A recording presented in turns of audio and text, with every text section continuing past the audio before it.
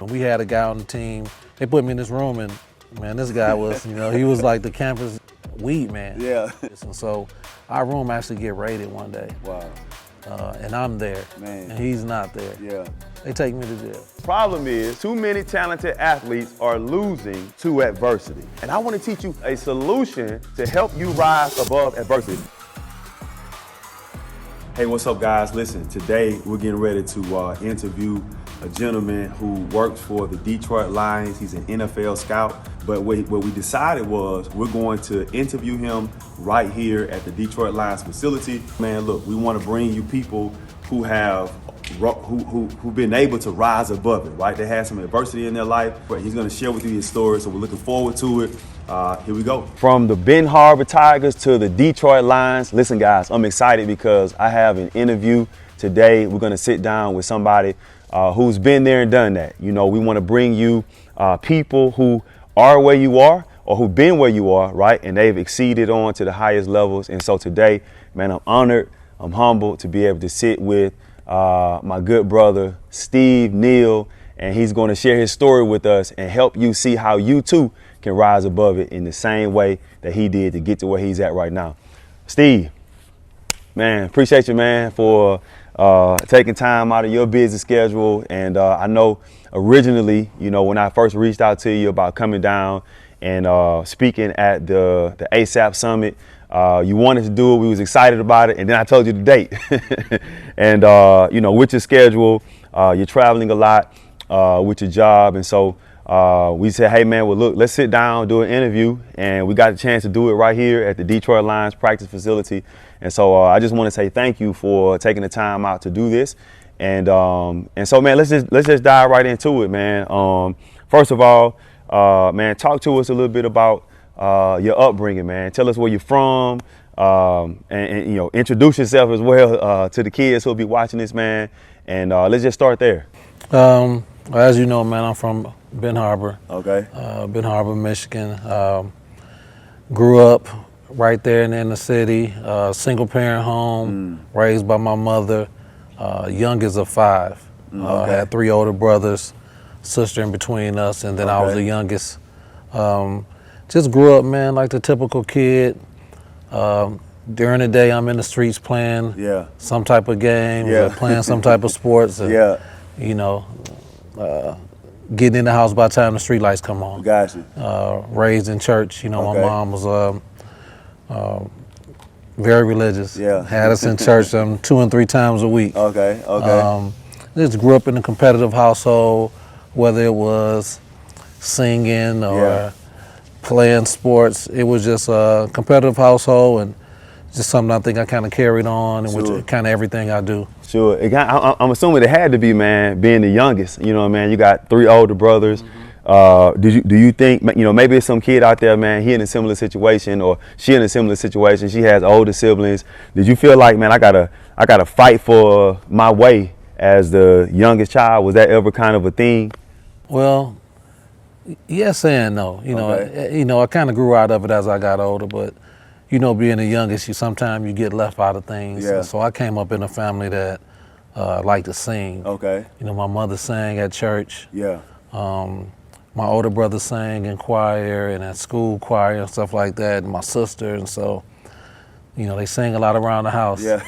I didn't develop the voice. Yeah, okay. And I was too young, so yeah. a lot of those songs didn't have a part for me. I got you. So that was always the first thing, and then it was kind of crazy because, like I mentioned, we grew up in church, and so we would have to go to church Tuesdays, Thursdays, Friday, and then Sunday at 2. Wow. So, that's cutting into the game, the football game. I'm missing the game.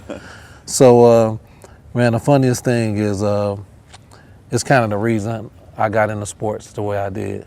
Like, I always enjoyed sports, playing it in the streets. It was some passion of mine, but what made me want to kind of really stick to it and start playing all of them, it really was to get out of church a little bit. You know what I mean? So I started having my games on Friday night, so I ain't had to go on Friday night. I played sports maybe on a Saturday or something like that. And when I got into it, it started getting to where, all right, you serious about sports, we'll let you stay and watch the game on a Sunday or something like that. So I just try to stay real active, man, and sports was kind of a way to, keep me out of, any kind of trouble really growing up. So it was a good deal. Got you. So how early, man, did you start playing sports? And did you play multiple sports or you play one sport? Like, tell us about that. Play them all. You know, in the era that I grew up in, man, you play them all. And you might do it all in one day. Yeah. Because like my whole neighborhood is kind of how we did it. We would sometimes be down at Stern Brownson. Okay. Playing fastball with the tennis ball against the brick wall. Yeah. We spray painted a square on the wall and play strikeout. That's when guys you wake up, you waiting for the lunch truck to come. Mm-hmm. The lunch truck will come, you might get on your bike and try to drive over to Union Field to get another lunch. Yeah. 2 o'clock, you still out there, you be playing football maybe. And the snack truck come. Yeah. Now you doing the same thing, you drive around all other parks, try to get some extra snacks. Then, you playing really, man. You might be in the house on a video game until it's night. Yeah. You in the house and you wake up tomorrow, you doing it all again. It's the same thing, but sports, man, just developed as a pastime, really just in the streets. It was really all we did. Yeah. So just kind of stuck with me. Got you. So now you doing this as a youngster, right? And then eventually you get to high school, right? When you get to high school, did you narrow it down to, some kids like, man, I just want to play football my whole high school career. I just want to do basketball. What was your journey? Did you do all three or? Yeah, I did all three because, like I said, in that era, that's just what you do. Basketball, football, and baseball. Gotcha, okay. A lot of guys ran track or whatnot. I played baseball, so I couldn't do track. But back then, it was that was just the norm for you to play multiple sports. Yeah. So when I got to high school, my freshman year, I believe football season the first, I played JV as a freshman, and I ended up getting moved up to varsity somewhere in the year to play quarterback. Okay, as a freshman? Yeah, like a freshman or a sophomore, but I didn't really play much. Okay. I played behind Willie Mays. He was a quarterback. And then basketball, my freshman year, I started on junior varsity. Okay. Towards the end of that year, me and a couple guys, freshmen, Corey Sterling, who's the coach now, we got moved up. And this was the first year we went to the Palace. Okay, yeah. That really just consists of a lot of carrying the trunks with the uniforms and stuff and doing that type of stuff. But we got moved up, so it was a good experience. Sophomore year, same thing. We went back to the Palace again, lost. Baseball was probably the thing I took off in a little bit first as my younger days, but we just didn't have a lot of baseball back then. Guys wouldn't come in and recruit guys. We had a lot of good baseball players. So I did play in high school and play varsity, and like I said, going into my senior year, when it was time to make it count, I had my knee injury, blew my knee out, dislocated my kneecap, tore my ACL and MCL. Let's talk about that for a minute because when we were talking a little bit earlier, you was telling me how you started getting recruited your junior year, right?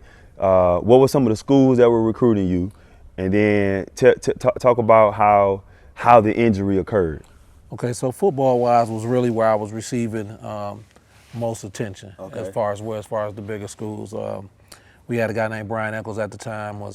He was like a Ben Harbor legend as far as athletically, and he was at Michigan State. So I was getting recruited by Michigan State. I would go up there, stay the night with him in his dorm. It was getting serious. I was like, man, this is real. Yeah. Michigan came on late. I took one visit there.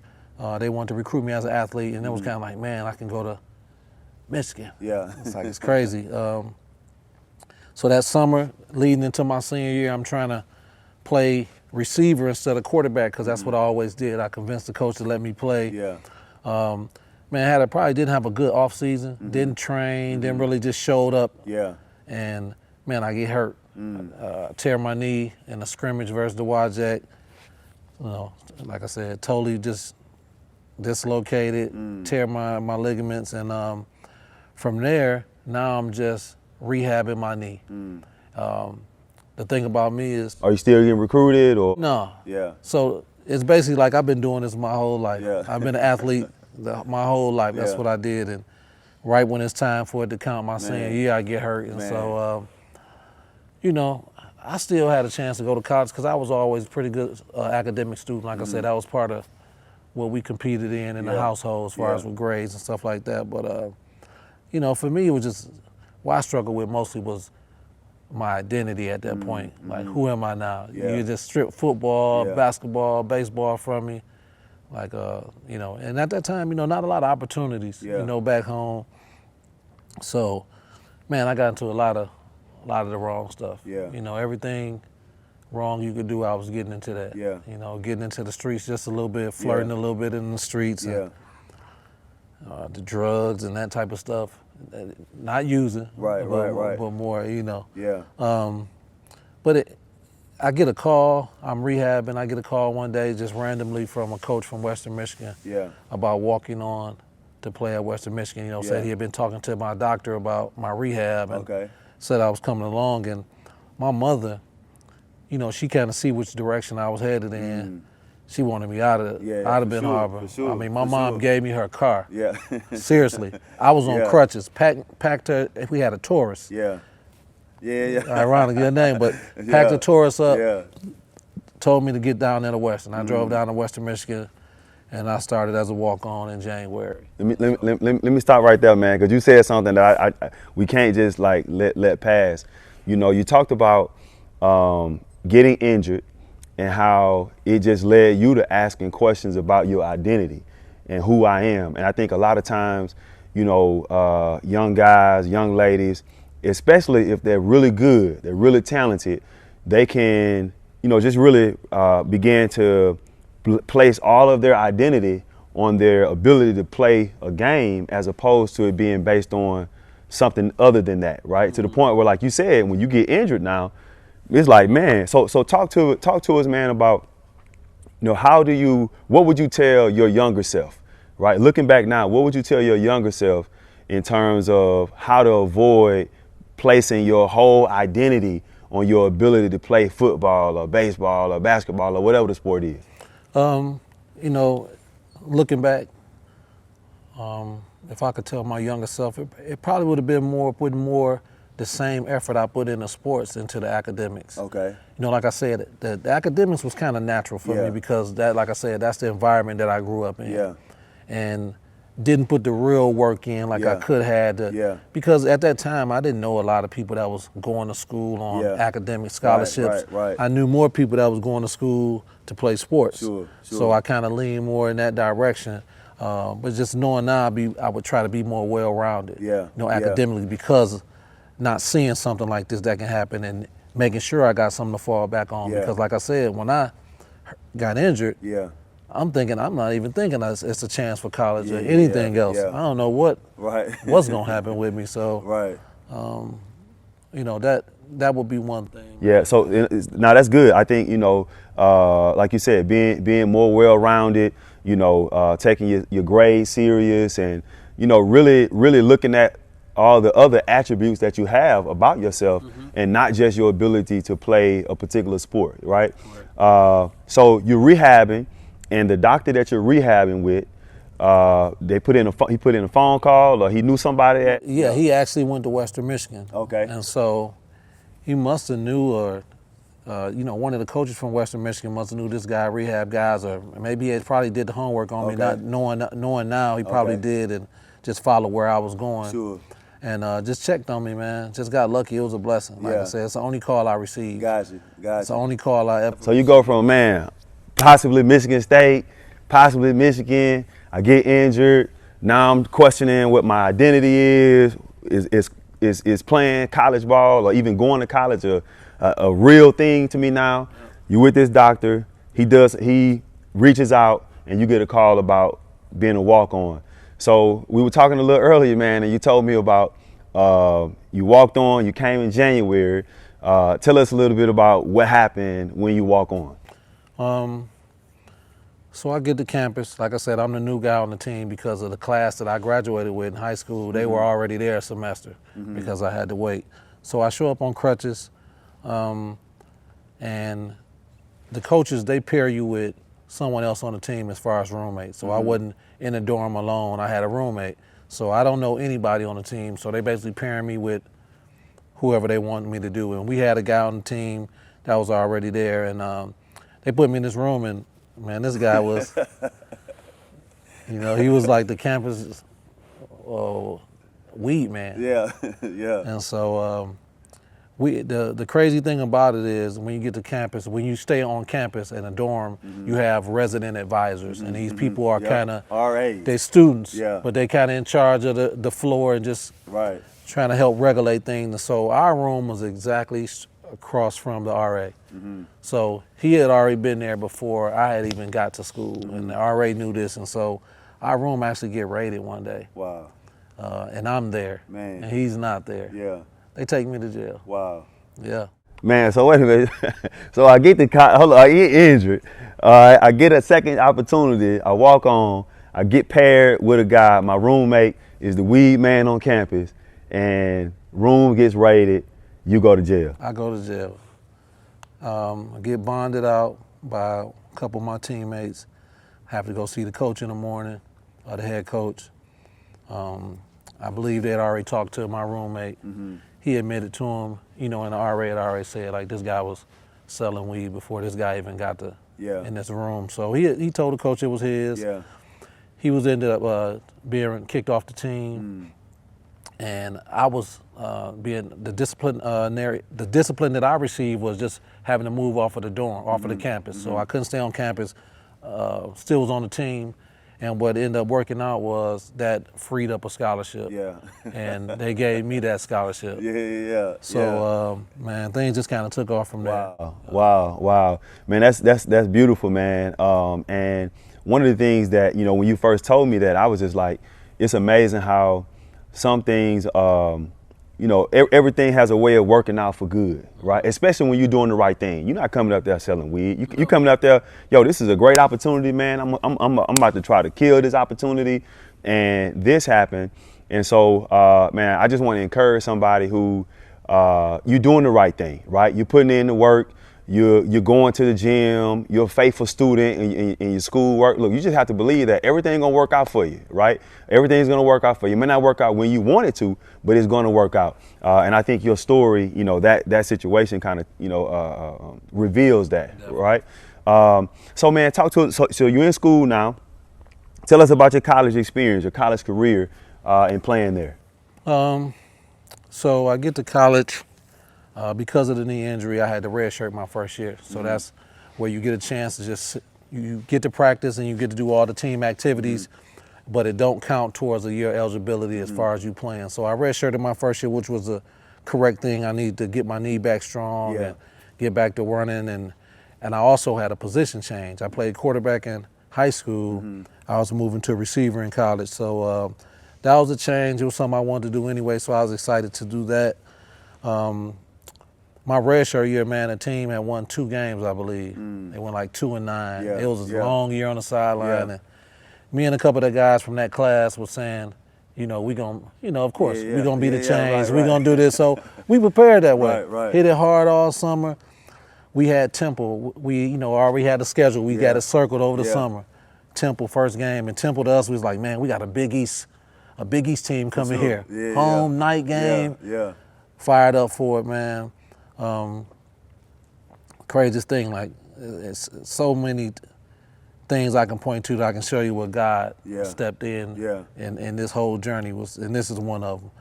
So I play receiver. I'm a freshman. I never played the position in a game. First 2 times I ever touched the ball in college was touchdowns. Come on. If that wasn't God, the first one I closed my eyes. Honest to God, closed my eyes. The second one just happened to sit on top of the guy's helmet, and I just snatched it off. Wow. So, God knew I needed that early success because I wasn't for sure of who I was as a player, who I was as a person still at that time. I'm still in that identity thing. I'm trying to figure out who I am and find my way in college. It's kind of my first time outside of Ben Harbor. I'm on my own. So just trying to figure my way out, figure things out. And, I had that early success, man. It kind of helped. And just everything kind of took off with classes as far as, playing football and scoring touchdowns and being popular. It made me go to class. You know, I had a couple buddies who were star players as well who didn't go to class. They just played the game. Yeah. For me, I never understood that. Yeah. I was like, man, why would you not want to go where everybody love you? Right. As soon as I get on campus, Yeah. hey Neal, number one. Yeah. I get to class, my professor want to talk about the game. So it was just like, it made me want to go to class. Yeah. Man, it was a good experience, man, for me. It was great to get away from home, but it was still close enough to where I can go home. I mean, I loved it all, every minute of it, really. So man, we've got some juniors in the audience right now. We've got some seniors in the audience right now. And could you talk a little bit about the transition from high school to college, right? What's the difference between high school, college? Tell us a little bit about that. The difference first is going to be always the time management. Yeah. You know, and like I said, is you being on your own now. You know, the mom not waking you up or coach is not calling you. Yeah. Everything now is, you got to grow up a little bit. Yeah. You got to get up early. Yeah. You got to be here on time. You got to figure out when you're going to eat. Yeah. How you going to get to that class. That's right. way on that side of campus by this time, and make it back over time and here to meet with your counselor or something like that. So a lot of it is the time management that changes.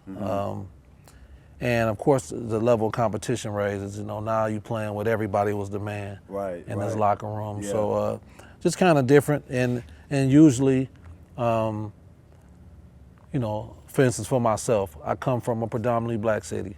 So it was mostly black guys in that locker room. You get to college, it's way more diverse. Yeah. You got to start learning to work with a lot of different backgrounds and stuff like that. So it's kind of cool, man. Just kind of get you prepared for the real world. And somewhat, but again, man, I loved it. And that transition, you know, it just, for growth, you know, you got to start paying your own bills. Just everything changes, man. Start making more decisions on your own. So I would say that's the biggest transition, the time management and the decision making. That's, you know, that's now more independent. Got you. So you go to college now, right? Now, obviously, most kids watching this, most kids growing up who love sports, they have these dreams of playing in the NFL, right? So you play college ball, and at some point, you're going to graduate, and I'm sure that there are NFL aspirations along the way. Talk to us about that. For me, actually, being that I didn't know any professional football players, and until maybe my junior year, a couple guys from the senior class got a shot, and I was just playing. I really honestly was just playing, man, for the love. My junior year is probably when I first started thinking about it and it could actually happen. We went down and played at University of Florida at the Swamp, and I had a pretty good game, and just started getting a lot of attention from the NFL. And just started, you know, it was just getting weird. You know, a lot of scouts started showing up at practice, and you know, we had some other guys as well, but we started getting more guys around, and that was the biggest part of it. I get invited to the NFL Combine. That's where the top players select to go. The first day is all medical, meaning that you go to Indianapolis, you spend the whole first day at the hospitals. Any injury you ever had, if you broke your finger when you was 5, for real, they gonna X-ray it or whatnot. So I come in with the bad knee. It's not looking good. Just I can just tell based on what the feedback I'm getting from a lot of the teams that tested my knee. Get through the combine and end up, because of I think my knee, because my workout was actually decent, don't get drafted. So now I got teams calling. I got to pick which team I want to go to as an undrafted rookie free agent. Me and my agent decided on Tennessee Titans. So that was crazy. First of all, just man, I'm out there and Steve McNair is out there, and Eddie George, you know, Javon Curse and those guys, and it was the craziest thing, man. And I know you asked about kind of a transition from high school to college. Kind of from college to the pros is different, where that college, you're in there with guys, your peers, your age. You get in that pro locker room, I mean, it's guys with gray hair like me now and stuff like that. And there's a guy named Bruce Matthews. I remember watching him since I was a kid. Had like one of the longest playing streaks in the NFL. And soon as I step in the locker room, the first locker to the right Yeah. is Bruce Matthews. Yeah. I mean, Ben Gay, all type of stuff, but like one of the oldest players in the league. Wow. I get to my locker is Steve McNair, Neal O'Donnell, a quarterback that I watched as a kid in the Super Bowl. And so it was just crazy, man. And once you get past being starstruck a little bit and you get the pads on, start playing, it was competitive. For me, that was a great experience. Getting released, Yeah. you know, that's something that you got to get used to. Yeah. You get released and you're not used to, you know, being cut. Right. You have practice, you're not used to standing around, used to being the focal point of a team, and now you waiting for reps. You got to stay hungry. You got to stay mentally into it. That's the biggest part, staying mentally into it from the side. And that was something I struggled with a little bit.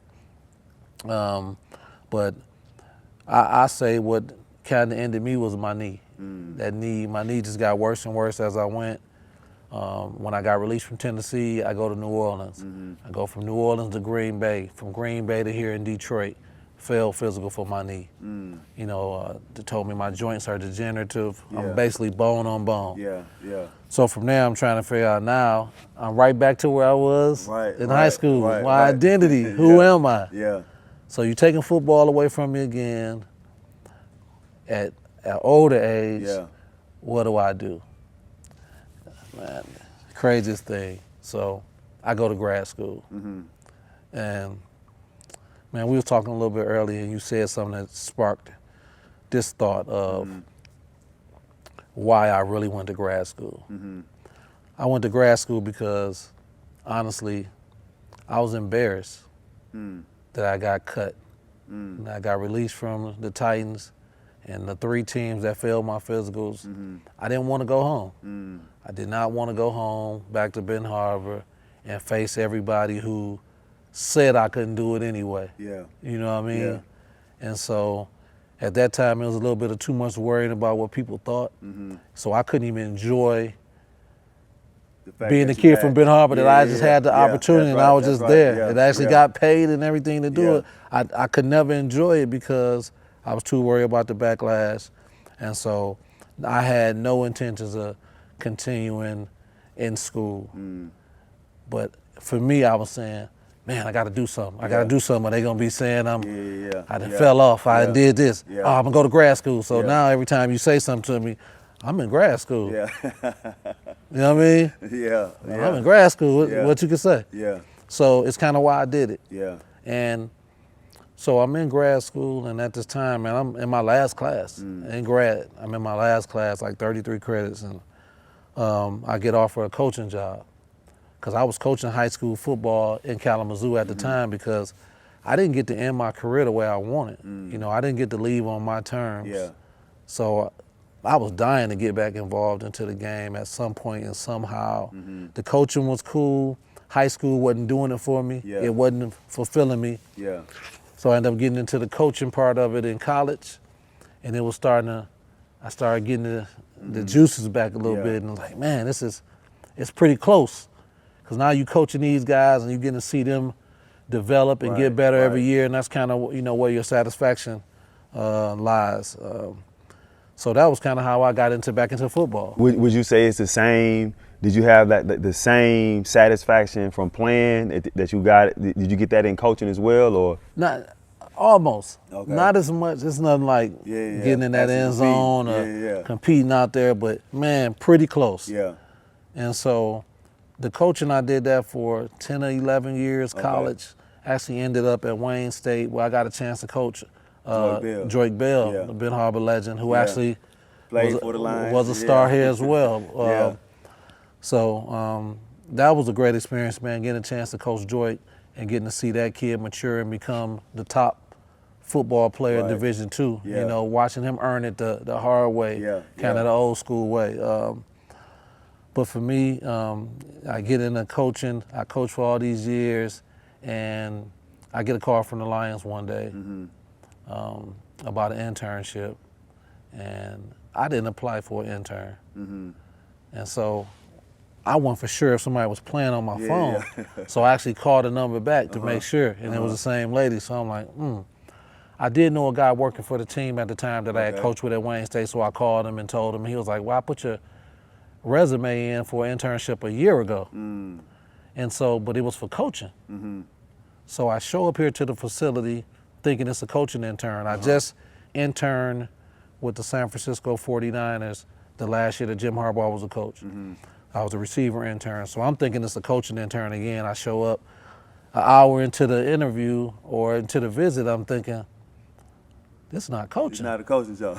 This is scouting. Yeah. And it was just like, I had prayed to get my foot back in the door as far as NFL, you know, so that was it. That was God was saying, Yeah. this the way we gonna go. Yeah, You know, yeah, I know you yeah. want to go this Yeah, way, yeah. but trust me, Nah, that's good. we gonna Yeah, go yeah. this way, and Yeah. you know, and I ain't gonna fight it too much. Yeah. You know what I mean? So 9 years later, man, Wow. I'm here. Just been through a lot of change, a lot of ups and downs here, man, making you appreciate, you know, the type of season that we have, you know, currently going on. Man, it's just been a blessing, man, Yeah, honestly. man. No, that's good, man. That's good. I know we were talking earlier, and you had mentioned. I was asking you about your role, like your job as an NFL scout, right? Talk to us about that. Like, what do you do? And one thing in particular that we mentioned was you talked about when you were scouting, there are certain things that you're looking for. Tell us about that a little bit. So my job as a scout basically is I'm a part of choosing the team, the guys that actually play on the team. We're in charge of the roster. Okay. There are two parts of scouting, is the pro side and the college side. I work on the college side. The pro side, they live usually in town and they come into the office every day. The college side, we're on the road. So we have a certain amount of states that we cover, that we all broken up and we having to cover the whole United States. So I cover 5 states and I'm responsible for every football team, college football team in those states, whether it's Division III or Division I or the biggest level to the lowest level. Got you. So when I go into these schools, man, it's almost like some investigative type work because really before I even get to the football aspect of it, I spend the majority of that time finding out about the character. That's like that's the most important part of scouting. Okay. Finding out the character, and that's everything. That's the personal character. Yeah. That's about your parents. Yeah. How you came up, your siblings. If you got So you're not starting with how far I can throw the ball. no, You're not starting with how far I can kick it. that's down. That's way down. You're not starting with my 40-yard dash. You're not starting with that. Okay. And why is it that you guys don't? Why is it that you don't start with that? And I'm asking these questions because a lot of times, man, kids are focusing on their skill set more than they're focusing on developing their mindset, right, and their character and their leadership skills. So why is it that you guys place so much emphasis there first? Because we, in our system here, man, the way we do things, one, we want to recruit and scout a certain type of player that's going to fit the culture that we've been putting in place. And so the character is going to speak a lot towards that, whether the guy will fit in to where we at. Gotcha. You know, having the right fit in the locker room is really the most important thing when you are building a team and creating a roster. So it always starts with the character. We got to know who the kid is. Yeah. You know, we have all the resources to help you with any problems, but we got to be able to identify them first, know if we can handle that before we bring a guy in. One, we might could take a kid that we couldn't take years ago because of, say, it's a quarterback. Well, now we got veteran quarterbacks in the room, so we can take a kid with a little sketchy background. Yeah. Maybe we don't have no experienced guys in the room, so even though this guy's really talented, we can't really take him right now because we can't handle the character part of it, but it's the intangibles that kind of, at this level, is kind of what separates you because everybody's going to have talent. You know, I need to know the history of what type of worker you are. Yeah. Can you be coached? Can you listen? Can you comprehend? You know, you can have the talent, but this is a fast game. If you can't think fast, you know, if you don't have those habits already in you, you know what I mean? Are you tough? You know, just all those type of things, but it's just so deep. It's personal character. For sure. Like I say about your family, we want to know if you married, if you got kids. We want to know about any of your drug history. I want to know about any off the field incident. So let me ask this. So now you said that your responsibility is 5 states and all the colleges in those states. are you going back? Are you only dealing with what that kid did in college, or are you looking at high school, they freshman year, they junior year? I'm going back as far as I can. Okay. Because I need to know who this guy is. Because my job is to get all that information and talk to enough sources to build my own opinion of who I think this guy is, because I'm gonna have to sit down in front of our owner, our general manager, and our head coach and explain who this guy is. They wanna know, because we're investing in these guys. A lot of money, a lot of things are on the line here, and we wanna make sure we're getting the right guys in. So we try to find out as much as we can. You know, we talking to coaches, I'm talking to your professors, academics, I'm talking to the people in the cafeteria, I'm talking to the equipment guys. If I get a chance in the stands to find somebody that knew you growing up, I want to talk to him. So I'm really digging, trying to really find out the person. So basically say, this is my report. Say my report is this size. This much of it is going to be about your character. About this much of it is going to be about football. You know what I mean? The football part is easy. It's easy to identify the guys that can play. But it's the character, the things we don't know. Now, is that just a Detroit Lions thing, or is the NFL kind of generally speaking having that same approach when they looking at guys and determining whether or not we're gonna pick this person for our team? That's the general approach for every team. That's all 32 organizations. You know. It's too much to risk for guys to be able to miss on character. Like I said, it's the football and the talent part is easy to identify. It's the character that guys are most focused on. This is the key thing. Like, it does not start when you step your foot on campus. It starts from when you get into high school. As anything, if you got a juvenile record, we're gonna know. You know, but again, we always got to take everything into account. It can't be just, this kid grew up, he was stealing when he was a kid. He grew up, because maybe you didn't know that he grew up homeless. Maybe you don't know his situation. So that's our job. I got to be able to sort all of that out. You know what I mean? This kid may have gotten something, but I got to find out why he did it. What's his real background? Like, what's the reason? Can we bring him in here, show him what our structure is, and can he follow that? You know, we're not just a place where we just throw away guys. We are not, you know, we always talk about, you know, our parents, I brought you in this where I could take you out, but we don't get to choose our parents. We don't get to choose sometimes how we were raised in our background, and that shouldn't affect us or limit or stunt our growth as far as being able to, you know, do something. We shouldn't just be automatically disqualified because of those things. And you know, this is why we do the ASAP Summit. This is why we do the ASAP Challenge. This is why we create these programs, and this is why we interview people like yourself. You know, for them to hear it from somebody who played the game at the collegiate level, got an opportunity to play, you know, at the NFL level, working for an NFL team now. So this is why, man, because I've seen it. I'm sure you've seen it, where, you know, people are not focusing more. People are not developing their character as much as they're developing their skills. And so I'm just glad to hear you kind of, you know, place that emphasis on that. Man, here's what I would say. You know, we're kind of wrapping this thing up here. You know, I imagine that we have, I know we have a lot of young ladies in the audience as well. And we're kind of turning the page here a little bit, but I mean, you work in the NFL, but we have a lot of young ladies. Is there, what do you see? Do you see any change or shift happening in the sports world as far as where ladies or women are being more involved and there are more opportunities for them? And what would you say to a young lady who, they may not play football, right? Or they may not even play basketball, or maybe, you know, or what have you, or they don't have any aspirations to play professionally in those things. Can they still be around the sport or work in the sport? Yeah, that's definitely a good question. Like I said, I have a daughter that's in college. Attends Morgan State cheer team. She's been into gymnastics, track, and doing things like that. And I've been trying to pull her this way towards sports. Got a chance to bring her down to camp. We had a family day. I took her around the facility, introduced her to every woman in the building. Just to introduce herself to those women. They tell a little bit about what they do and how less they know about football. Because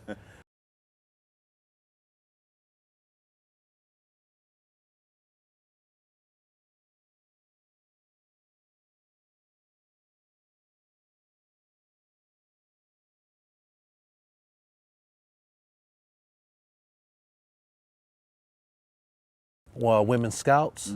We have full-time women coaches. And you know, I know teams that got strength coaches, like the trainers, the nutritionists, the secretaries. I mean, it's a profession now they asking for women, you know, to become a part. We just trying to, you know, if this is America's favorite pastime, man, it got to be open to everybody. For sure. It's definitely a path for women. I know a lot of women don't go to the WNBA and want to continue with sports. This is a way. You can get into the scouting. You can get into being an agent, commentators, you know, sportscasters. There's just so much you can do in sports for women. And I love it. You know what I'm saying? It's been good, man. Yeah. Man, two last questions for you. Man, your hat says grit. All right. Man, talk a little bit about what does that mean to you? For us, it's the toughness, man. It starts within. For us, it's kind of something we've been going by around here, building everything, starting, you know, with the toughness, being the gritty guys, like just saying that we're gonna outwork everybody. Like I know football-wise, you know, you try to think like, how does that translate over to the scouting side? And for us and Brad, our GM, we always talk about gaining an advantage. And for us, that's kind of where the grit is like, you know, how far am I going to dig on this guy? How much I'm going to watch on this guy and how long I'm going to study this guy to get him right. And, you know, just going that extra mile, man. And like I said, it's kind of just about the culture that's been created around here. It's really just getting a lot of like-minded guys. So when I'm going out now, is this guy's obsessed with football as I am. You know, and stuff like that. So, man, it's a great job. Like I said, man, giving all these young kids these opportunities. You know, I try to give them. I still got a lot of coach in me to where I'm giving advice or two on the side. And, you know, I might pull a kid down and he might come down to an interview with earrings and necklace and diamond. And, you know, I might tell him, like, I understand the culture, man. That's fine. But, man, sometimes it's a time and place. We got to learn to play the game before you play the game. You know how to present yourself, man. And so, just any small things I can help out with any players, man, I love to do. The same I would like to do for home. Because, man, I come from a hometown that's filled with athletes. It is. Filled with athletes. And it's so few of us get out. Because I think sometimes we feel like maybe that's the only avenue or the only route. This is definitely a route that you can take. I just want to jump in here real quick. Man, I was at the Fairplain Middle School, what's today? A couple of days ago. And I go in, I'm going to support a young man live across the street from me, from my church. And he's playing on one team, and then the other team is, you know, Ben Harbor team.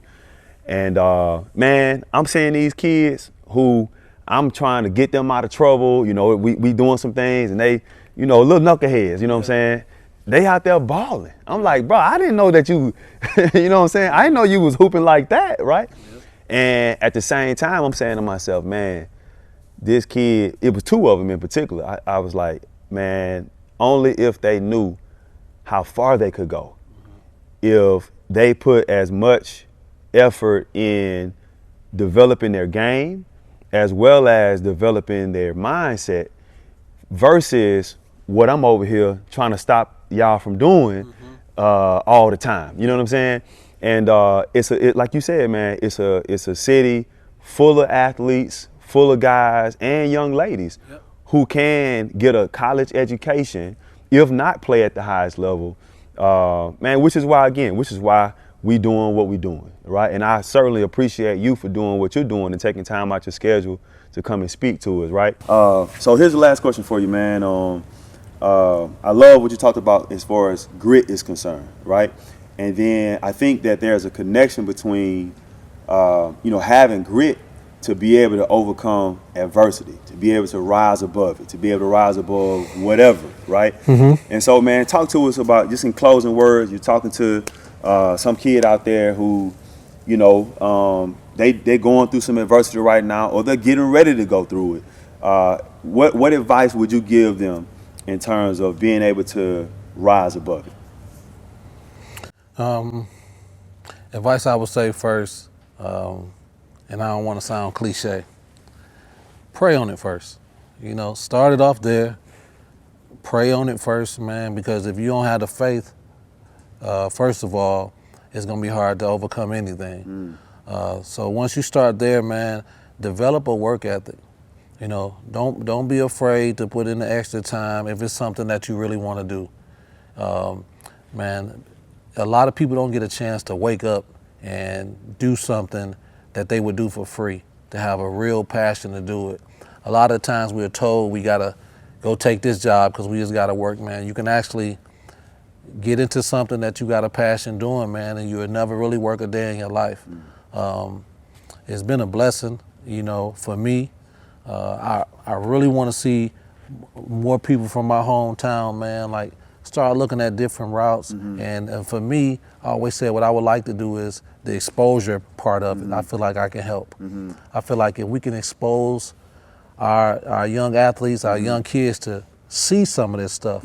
Like you know, I want to start like maybe every summer, like when we have camp, getting a bus, getting a football team to come down just to view a practice. Because I think if we just brought them into the environment and let them see athletes and let them see, man, that guy's 170 pounds out here. I was thinking I could never do this. Like, you know, just anything. The young women, seeing our interns, and seeing women walking around in football gear and being interactive in the game. Like, I think they need to see it because sometimes when you're from a small town, that's really all it is. You just got to see it. Man, let me see what it looks like. Now, when I'm visualizing it, I at least got a picture of it. You know what I mean? So, man, that's kind of what I want to do and how I want to help in that way. But definitely want to thank you, man, for including me in this. And that's huge, man. Anything I could ever do for my hometown, you know, I'm willing to do. Sounds like a plan, man. Look, you ain't said nothing but a thing now, because next summer I'm going to have a whole bus. We're going to be ready. I'm ready. I want to try to do it, man. Me and Joy talked about it, so I just think that'll be big. You know, we can do that. For sure, man. I'm Steve Neal. I'm an NFL scout for the Detroit Lions. Rise above it. Problem is, too many talented athletes are losing to adversity. And I want to teach you a solution to help you rise above adversity.